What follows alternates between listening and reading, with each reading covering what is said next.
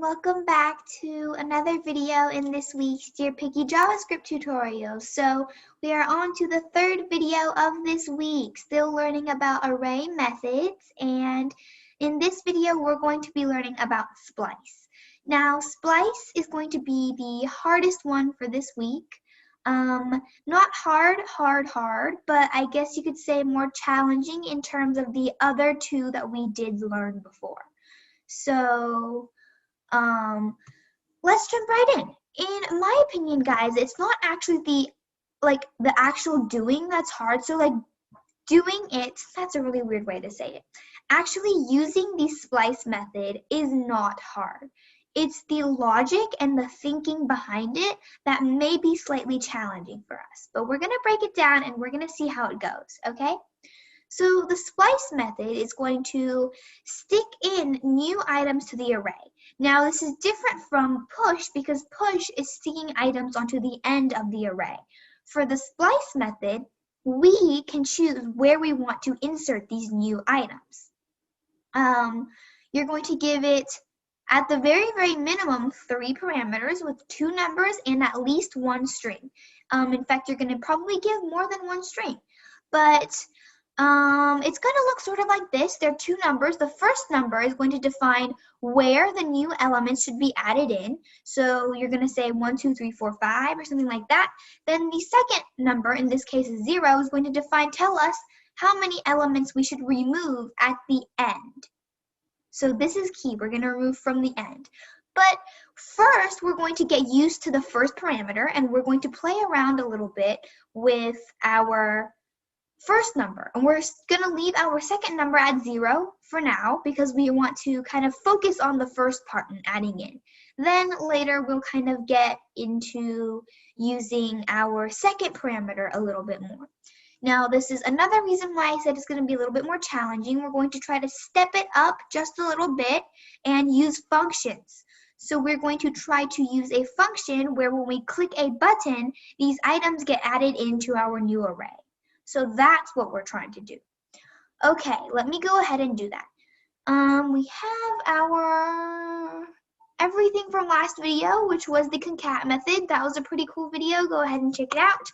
But now I'm going to get rid of all that stuff. So bye-bye. First things first, we got to create our array.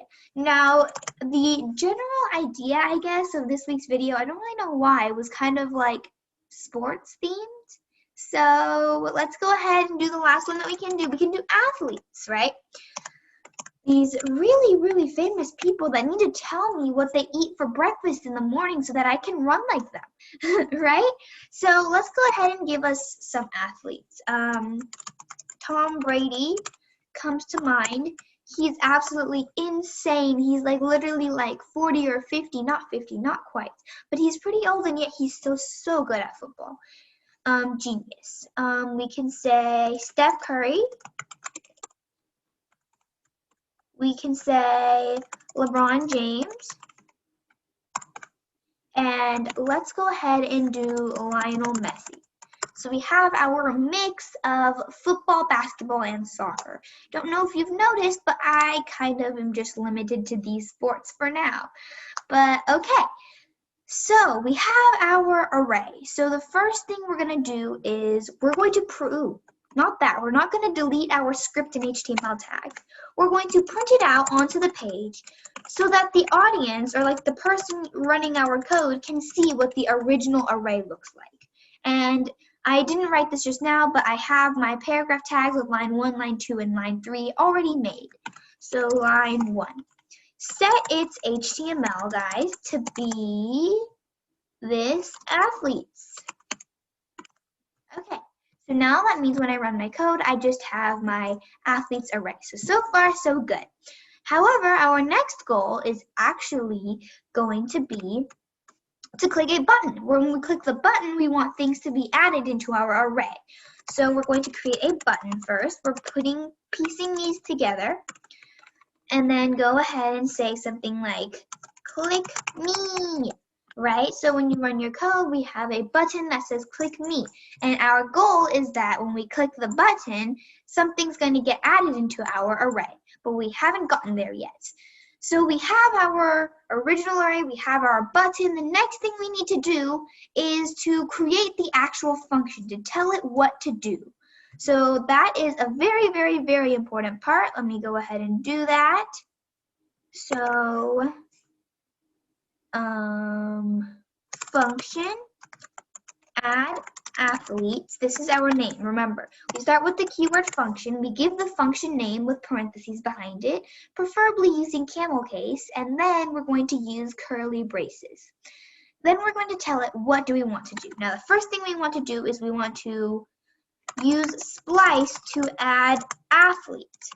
Now, for splice, I'm going to enter a random number from 1 to 4 as the first parameter. I'm going to keep the second parameter as 0, and then I'm going to add in 2 athletes, or we'll start with 1. And then we're going to see what happens when I run my code, and then from there we can make generalizations about what these parameters actually mean. So go ahead, we're going to say athletes dot splice. Now in this splice, first let's do 2. Second to 0 because we don't want to use anything in the second parameter quite yet. Then I'm going to add 1 person to the end here. Let's add, my bad guys, don't add my sneezes. Go ahead and add, let's do Cristiano Ronaldo. Cristiano Ronaldo. There we go. So we have 2, 0, then we have Cristiano Ronaldo. Now, in case you haven't caught on yet, Cristiano Ronaldo is the item that we're going to be adding into our array here. But for now, take a guess, pause the video, and see where you think Cristiano Ronaldo is going to get added in this array. So, okay, so let me go ahead and do the last step. Actually, yeah, we need one more step in the function. Once we change the array, we need to print it back out again, right? We need people to actually see the difference. And to make it more clear, I'm going to print out another line onto the second line. So I'm going to print this array onto the new and updated array onto this second line so that you can really see the difference here. So enter HTML and set it equal to your athletes array. So this is going to insert new things to our array and print it back out again. Last step is to connect everything together. To make it work, we gotta use the onClick function. Otherwise, just clicking it is not gonna do anything. We need to use an event. So go ahead and say onClick and set it equal to your function name with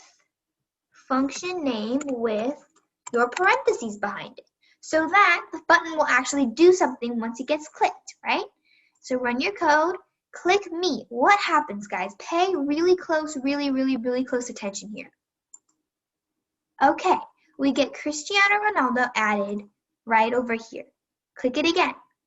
We get another Cristiano Ronaldo added here. Click it again and again and again and again and again and again and again, and we have so many Cristiano Ronaldos, this is getting out of hand, right? But I hope from this you saw what the button just did. It added Cristiano Ronaldo, but you might think that it's adding it to the end each time, but it's actually adding it in the same position every single time. This is where I want you guys to see what the 2 means. The first number was 2, and from the PowerPoint, we know that this 2 is where the item should be added, right? So count, look, 1, Tom Brady 1, Steph Curry 2, Cristiano Ronaldo 3. So the first parameter is going to tell you to count your items. And if you say 2, it's going to add your new item after the second item. If you say 3, it's going to add the item after the third item. One thing I really want to bring to your attention is that we are counting by items, not indexes. So we're counting starting from 1. So this is 1, 2. It is not 0, 1. It's 1, 2. So that's something I really wanted to show you guys here. If you click it multiple times, Cristiano Ronaldo always gets added after the second one, and it pushes the old ones to the back, which is why we have so many Cristiano Ronaldos here. So let me go ahead and do one more example. Let me go ahead and change this to 3, and then let's add another one. So add another person. Let's go with a girl this time, guys. Let's go with Serena Williams. Legend in her own right, okay? So now we have 3, and this time we're going to be adding 2 items instead of just 1. Run your code. Let's go ahead and click me.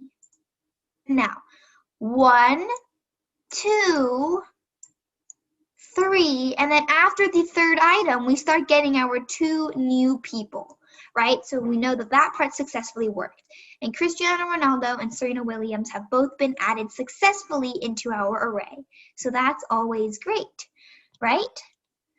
There we go. So we have add athlete here.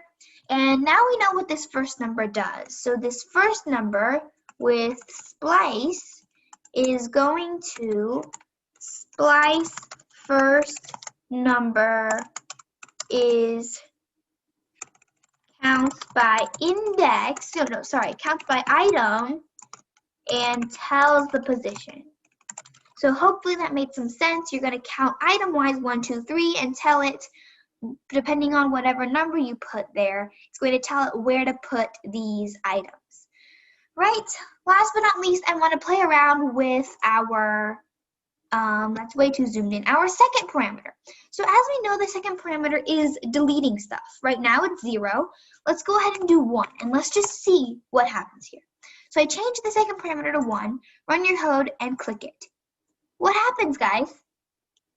We have, again, 1, 2, 3, then we have Cristiano Ronaldo and Serena Williams like we did, but where did Lionel Messi go? Lionel Messi got deleted. And why is that? Because we did 1 for the second parameter, and the second parameter deletes. So it's going to delete the last one, right? So it's going to delete backwards. All right, it's going to delete backwards. Starting from the end, it's going to delete. If we go ahead and say 2, let's just see what we're going to get. Run your code, click it. Steph Curry, LeBron James, Cristiano Ronaldo, Serena Williams. The reason why nothing changed here, guys, is because Cristiano Ronaldo and Serena Williams were already added in. So that means you can't delete LeBron James because we're adding in these 2 people here. So if I really wanted to, let's go ahead and do 2, 2. So we're going to add Cristiano Ronaldo and Serena Williams after Steph Curry, and then we're going to get rid of LeBron James and Lionel Messi. There we go. So now we know that for splice, the second number deletes items from the back. Okay, so that was our splice video, guys. I think we did pretty good. We learned that Sunny does not know any athletes other than football, basketball, and soccer. But we also learned that we can have at least 3 parameters. The first one tells us the position where we should add the items. The second one tells us what items we should delete. And the rest are the items that you want to add into your array. So the next video, I'll see you guys on reverse and sort, which are 2 pretty easy ones that should be kind of shorter than this one that I just did. I'll see you in the next one. Bye, guys.